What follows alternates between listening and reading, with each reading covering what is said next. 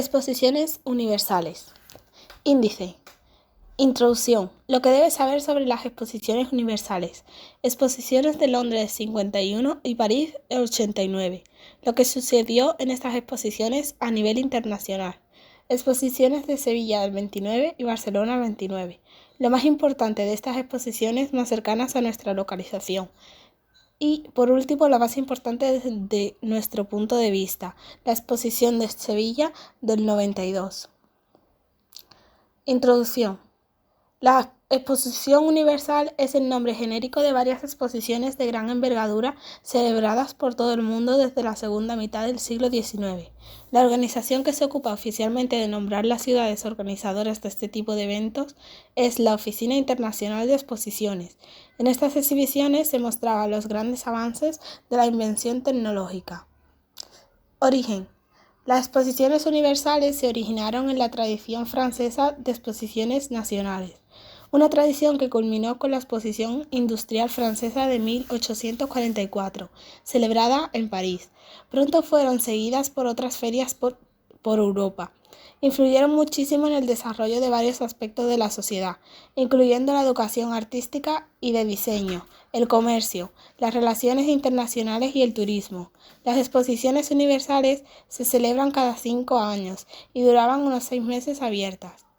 La que se consideró la primera gran exposición universal de productos manufacturados abrió sus puertas el 1 de mayo de 1851 en Hyde Park, bajo el nombre Gran Exposición de los Trabajos de la Industria de todas las Naciones. Se presentaron 28 países y tuvo más de 6 millones de visitantes. El príncipe Alberto, esposo de la reina Victoria, era su principal promotor y fue concebida para mostrar a todo el mundo la supremacía del Reino Unido en maquinaria, productos, esculturas, materias primas, avances industriales, etc. Una mirada hacia el progreso, la modernidad, el desarrollo y el conocimiento científico. En estas fotos podemos ver la primera, la Exposición Industrial Francesa en 1844. También podemos ver la gran exposición de los trabajos de la industria de todas las naciones y, a la derecha, Alberto y su mujer Victoria. Londres 1851. Un edificio especial apodado el Palacio de Cristal fue diseñado por Joseph Paxton, con el apoyo del ingeniero estructural Charles Fox, para albergar el espectáculo, un edificio de arquitectura construido a partir de componentes de hierro macro y vidrio. Fue un enorme éxito. La casa de cristal masiva era de 1848 pies, aproximadamente 563 metros de largo por 454 pies, unos 138 metros de ancho, y pasó de sus planes iniciales de la organización a su gran apertura en tan solo 9 meses. El edificio se movió más adelante y reerigido de una forma ampliada en Sydenham, en el sur de Londres, una zona que fue rebautizado el Palacio de Cristal. Finalmente fue destruido por un incendio en el 30 de noviembre de 1936. A la derecha podemos ver el Palacio de Cristal antiguamente y ahora, en la actualidad. Londres 1851. 6 millones de personas, equivalentes a un tercio de toda la población de Gran Bretaña en el momento, visitaron la exposición.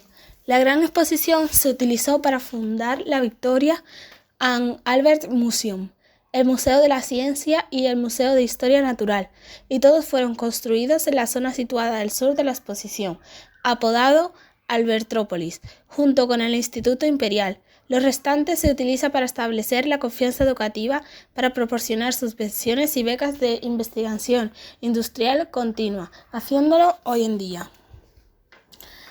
En la izquierda podemos ver arriba del todo el Museo de Historia Natural y el Museo de la Ciencia, y más abajo el Albertrópolis.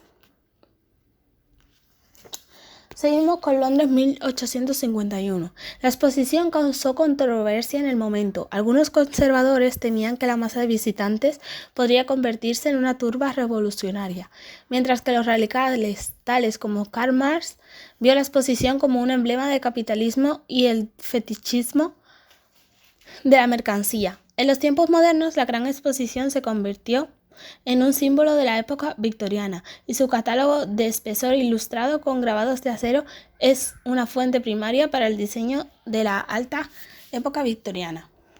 Podemos ver a la izquierda a Karl Marx y a la reina Victoria. París, 1889.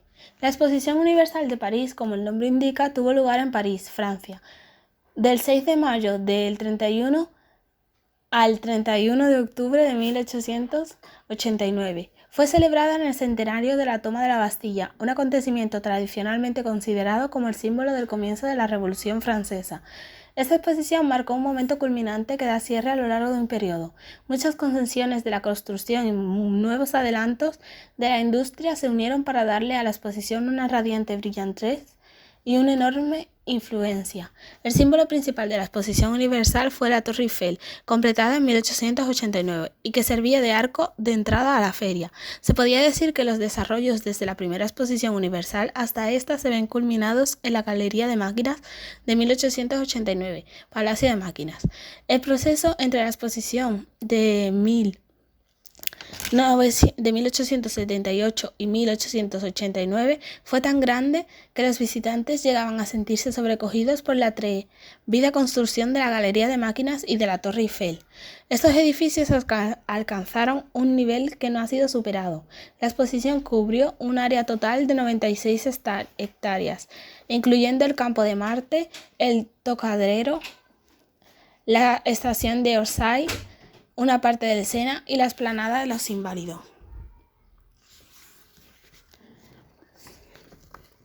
Podemos ver en las imágenes, arriba del todo, la Torre Eiffel y las dos siguientes a la derecha, la Galería de Máquinas, por fuera y por dentro. Abajo vemos el Tocadero y la estación de Orsay. Sevilla, 1929. La exposición iberoamericana tuvo lugar en la ciudad española de Sevilla. Fue inaugurada el 9 de mayo de 1929 y clausurada el 21 de junio de 1930. Se realizó para dar muestra del hermanamiento entre España, Hispanoamérica, Estados Unidos, Portugal y Brasil. El Parque de María Luisa, donado en 1893 por la infanta María Luisa de Borbón y que fue renovado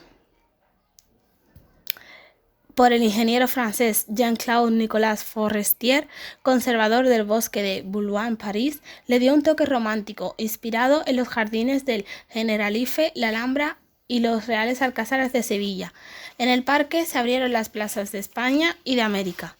Podemos ver en las imágenes al conservador, al ingeniero francés Jean-Claude Nicolas Forestier y los parques de María Luisa y de Boulogne en París. Sevilla, 1929. La desorganización existente en 1926 influyó en la ubicación de cada uno de los pabellones. En el principio estaban planificados de tal manera que al final se sobreponían unos sobre otros.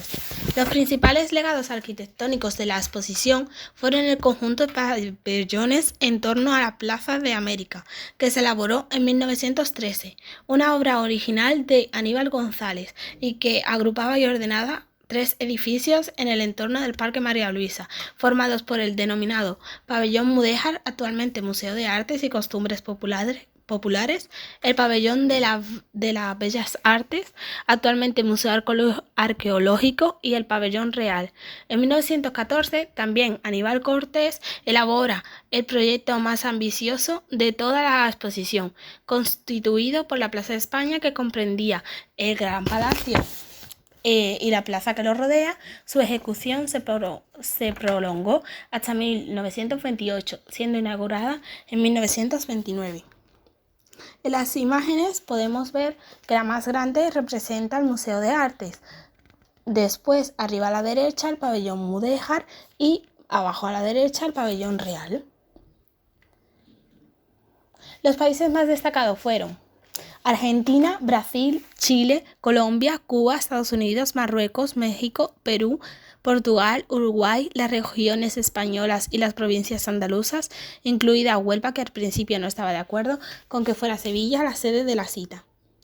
Barcelona, 1929. La Exposición Internacional de Barcelona tuvo lugar el 20 de mayo de 1929 al 15 de enero de 1930 en Barcelona. Celebrada en la montaña de Montjuïc, se desarrolló en una superficie de 118 hectáreas y tuvo un coste de 130 millones de pesetas, bajo la presidencia de honor del rey Alfonso XIII. La Exposición Internacional de Barcelona de 1929 se desarrolló en tres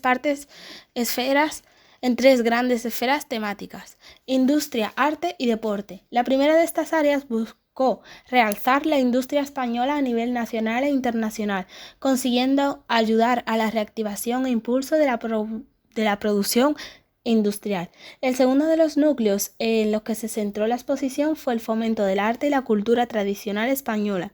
La exposición de arte contemporáneo que se instaló en el Palacio de Bellas Artes, o el primer museo artístico del mundo, que se organizó en el Palacio Nacional, con algunos ejemplos que subrayan la importancia que representó el arte y la cultura en el contenido de este certamen. Por último, el deporte, elemento intrínsecamente ligado a las exposiciones internacionales desde el nacimiento del Comité Olímpico Internacional en 1894. En las imágenes podemos ver la montaña de Montjuïc, el Museo de Bellas Artes y el rey Alfonso XIII. Los países destacados fueron Alemania, Austria, Bélgica, Checoslovaquia, Dinamarca, Finlandia, Francia, Hungría, Italia, Noruega, Rumanía, Suecia, Suiza y el reino de los serbios, croatas y eslovenos. Posteriormente, Yugoslavia. La mayoría de estos países tuvieron un pabellón propio. Sevilla, 1992. Fue una mañana de lunes de hace 30 años cuando abría sus puertas la Exposición Universal de Sevilla, que bajo el lema «La era de los descubrimientos» mostró al mundo los avances de la humanidad desde la llegada de Colón a América. La Exposición Universal de Sevilla de 1992 significó un antes y un después para Sevilla, que se convirtió durante unos meses en el centro del mundo, situada en los terrenos de la isla de la Cartuja, donde se ubica el que fue antiguo monasterio de los monjes cartujos. La Expo 92 acogió a 112 países, 23 organismos internacionales, 6 empresas y las comunidades autónomas españolas. En las imágenes podemos ver a los representantes de esta exposición y la isla de la Cartuja. Visitada por más de 20 millones de personas, la Expo supuso un acercamiento a costumbres y culturas de diferentes países aglutinada en pabellones, algunos de impresionante calidad arquitectónica. Además, la Expo supuso un gran cambio importante para Sevilla. Se renovaron las carreteras, se crearon las circulaciones y llegó el AVE a la ciudad, lo que supuso una revolución de las comunidades para el país. Además, se amplió la oferta hotelera y cultural. El objetivo era la apertura de Sevilla y Andalucía al mundo, superando la brecha entre el norte y el sur de España. En la imagen podemos ver a unos visitantes en aquella época. En estas imágenes vemos fotos de la celebración, los representantes de nuevo, esta vez sentados, y entre ellos los reyes. Y por último, las bandas que tocaron en la exposición del 92. Durante 6 meses, Sevilla fue la capital del mundo y se concentró multitud de actividades culturales y lucrativas, así como encuentros políticos y económicos que afianzaron los lazos entre países diferentes y sobre todo entre Sevilla y el resto del mundo. Para la organización de la Expo del 92 se presupuestó un total de 1.104 millones de euros, según la Universidad Pablo de Olavide. Sin embargo, la repercusión que tuvo el evento y todas las obras que se hicieron en torno a su celebración hizo que la administración pública gastara hasta 5.668 millones de euros, de acuerdo con la economista María del Póbulo Pablo Romero. En la imagen podemos ver a María del Póbulo y abajo la Universidad de Olavide. ¿Cómo se preparó Sevilla para la exposición? La isla de la Cartuja, un terreno de más de 250 hectáreas donde se ubicaba el monasterio de la Cartuja, edificio emblemático por haber sido habitado por Cristóbal Colón y donde estuvo enterrado, fue reformado como emblema para la ocasión e instalar los pabellones posteriormente usados. En las imágenes podemos ver el monasterio de la Cartuja y abajo a Cristóbal Colón. Los pabellones. La exposición dispuso de 215 para el evento. A pesar de ser uno de los recintos que albergó una exposición universal que mejor se ha conservado y aprovechado. Al término de las exposiciones universales, las infraestructuras han tenido múltiples finales desde que se han desmantelado o destruido por su propia construcción efímera. A pesar de todas las vicisitudes, aún se conservan 32 de los 102 pabellones que hubo. El pabellón de Marruecos es uno de los mejores conservados. Se construyó como permanente por empeño del rey Hassan II. Al terminar la Expo fue cedido al Estado. El pabellón de Hungría, el pabellón de Finlandia, que es uno de los pabellones de la Expo 92 declarado bien de interés turístico. El pabellón de Francia, el pabellón de la Comunidad Económica Europea, el pabellón de Mónaco. Todavía se conserva el acuario en su interior. El pabellón del futuro, que en periodo de rehabilitación es la sede del Archivo General de Andalucía. El pabellón de Italia es el de mayor tamaño tras el de España y uno de los que mejor ha sobrellevado el paso del tiempo. El pabellón de Canadá y el pabellón de Fujitsu. En las imágenes podemos ver el pabellón de Marruecos, el de Finlandia, el de Italia, el del futuro y el de Mónaco.